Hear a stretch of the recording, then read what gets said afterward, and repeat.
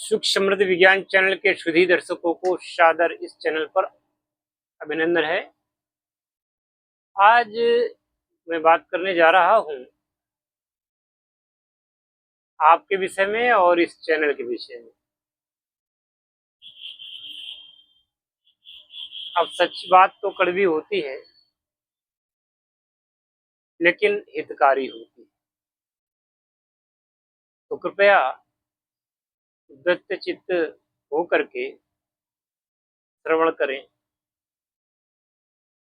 बहुत सारी शंकाओं का निवारण हो जाएगा। कल रात को एक फोन आता है,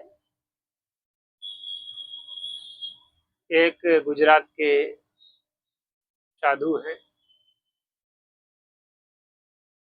और उन्होंने फोन किया। अभी थोड़ी देर पहले उनका फिर फोन आया था, बताया कि हम करीब 20-25 वर्षों से इस क्षेत्र में हैं, सफलता हाथ नहीं लगी। इसी प्रकार से एक सुबह टाइम फोन आया था। आज मैं 2 अगस्त 2025 को बात कर रहा हूँ, तो सुबह भी फोन आया था। वो भी कोई साधु ही बता रहे थे अपने आप को।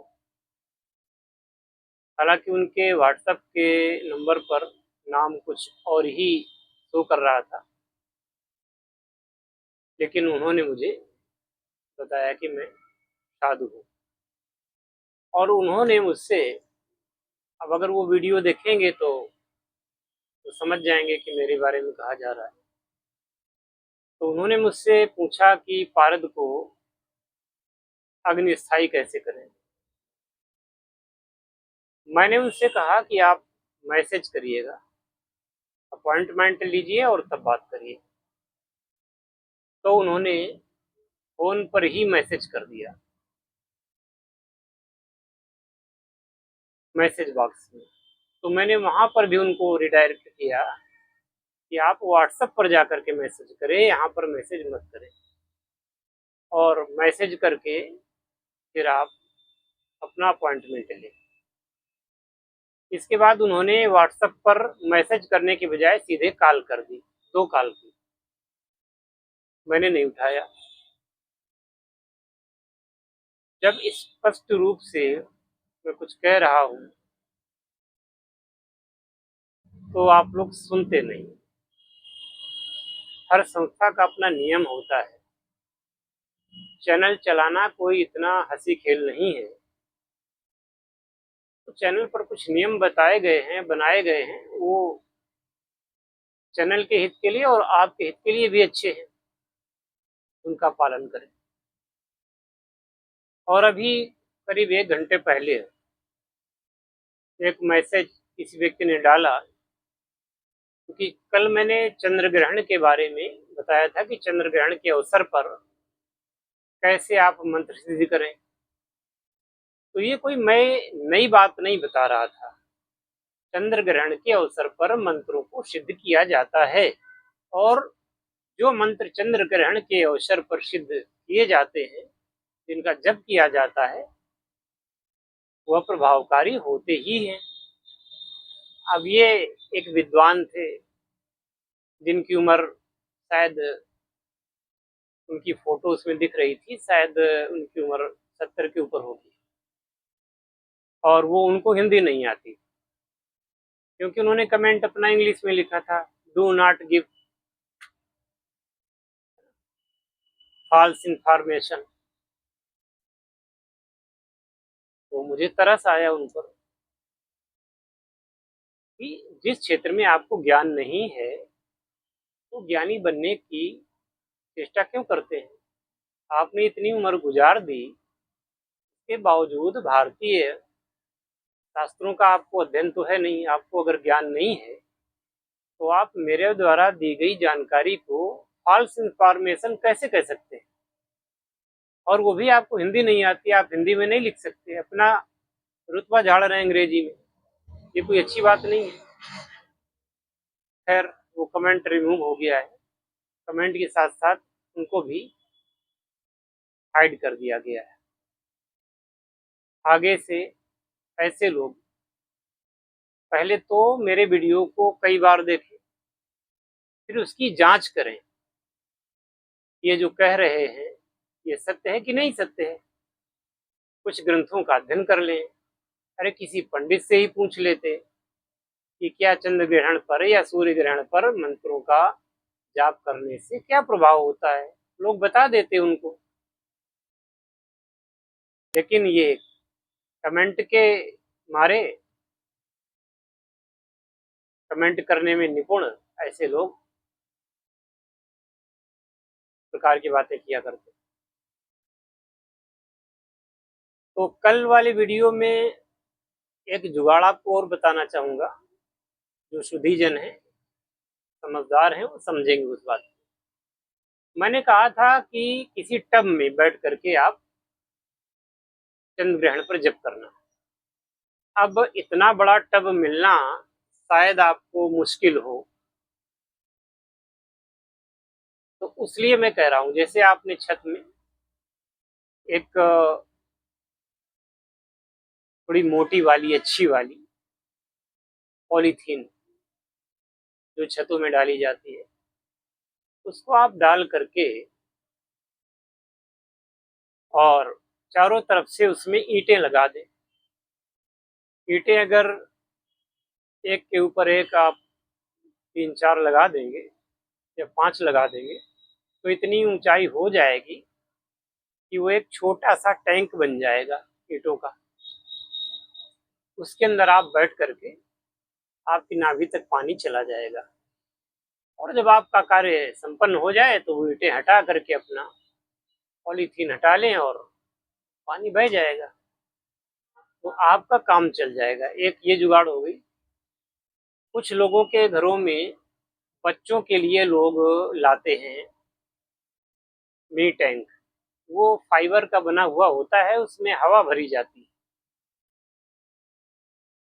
और हवा भर करके उसको रख देते हैं, तो उसमें बच्चे नहाते हैं, खेलते हैं, कूदते हैं। तो अगर किसी के घर में वह टैंक हो, हालांकि वो महंगा है, 6-7 हज़ार से लेकर के और 10 हज़ार तक का मिलता है, हो सकता है कि छोटा 5 हज़ार 6 हज़ार का मिल जाए, इससे सस्ता तो वो नहीं आता। पर वो टैंक भी अगर किसी के घर में हो तो काम चलाया जा सकता है, वरना सबसे सस्ता तो यही है कि आप ईंटें रख लें और बीच में उसके पॉलीथीन डाल के चारों तरफ से ईंटों से उसको तो कर दें, तो पानी नहीं निकल पाएगा और आपका काम 2-3-4 घंटे में जो कुछ है टाइम है वो हो जाएगा। क्योंकि अभी सितंबर में सूर्य ग्रहण भी आने वाला है, तो अब ये जो सूर्य ग्रहण पर और जो चंद्र ग्रहण पर जो इस प्रकार की साधना विधियां की जाती हैं, जिनमें माला यंत्र इत्यादि की आवश्यकता नहीं होती है, तो ऐसे जो प्रयोग हैं वह खुले में किए जाते हैं। नदी में जाएंगे तो खुली ही तो होगी वो नदी, तो वो प्राकृतिक वातावरण बनाया जाता है। इस प्रकार से आप काम कर सकते हैं। मेरे पूज्य गुरुदेव जी एक बार कुछ शिष्यों को श्मशान साधना करवा रहे थे, तो चूंकि गुरुदेव शतगृहस्थ थे और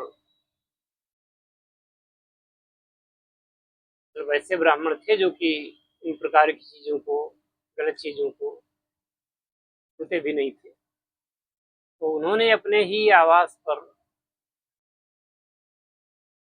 कई लोगों को, उसमें होता था ये था कि मंत्र जप मुर्दे की जो है छाती पर चढ़ करके करना था।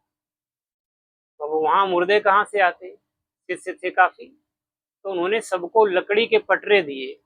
इन लकड़ी के पटरों पर बैठो, और लकड़ी के पटरों को उन्होंने मान्यता दी कि ये इनको मुर्दा ही समझ लो।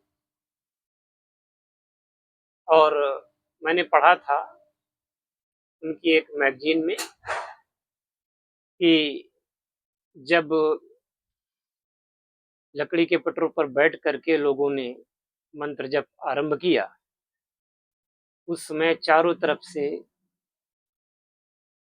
दुर्गंध फैल गई। ऐसा लगा जैसे यहाँ कोई वास्तव में स्मशान हो और मुर्दे की दुर्गंध आने लगी। और आकाश में गिद्ध, चील, कौवे मंडराने लगे। ये बात बताई गई। इसका मतलब ये है कि जैसी धारणा, देखो मंत्र में धारणा का महत्व है।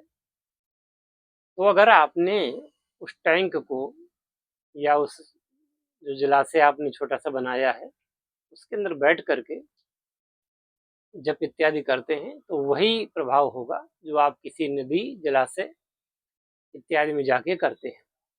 अब चूंकि आजकल बहुत सारे लोग शहरों में निवास करते हैं, उनके लिए रात को नदी पर जाना या गांव के भी लोगों को नदी पर जाना, तालाब पर जाना रात में खतरे से खाली नहीं होता। और बरसात का मौसम चल रहा है, इसलिए मैंने ये जुगाड़ बताई। तो आप इसको करें और अनुसार लाभ उठाएं। मेरा उद्देश्य यही रहता है कि आप लोग सुखी हों, संपन्न हों, समृद्ध हों, और इसी का मैं वैज्ञानिक विवेचन किया करता हूँ। अब जिन लोगों को बात अच्छी लगती है वह करते हैं, जिनको अच्छी नहीं लगती है वह लोग नहीं करते। अगर वीडियो पसंद आया हो तो सब्सक्राइब करें, लाइक करें और इस चैनल को अपना प्रेम दें। जय शिव शंकर, जय भोलेनाथ, हर हर महादेव।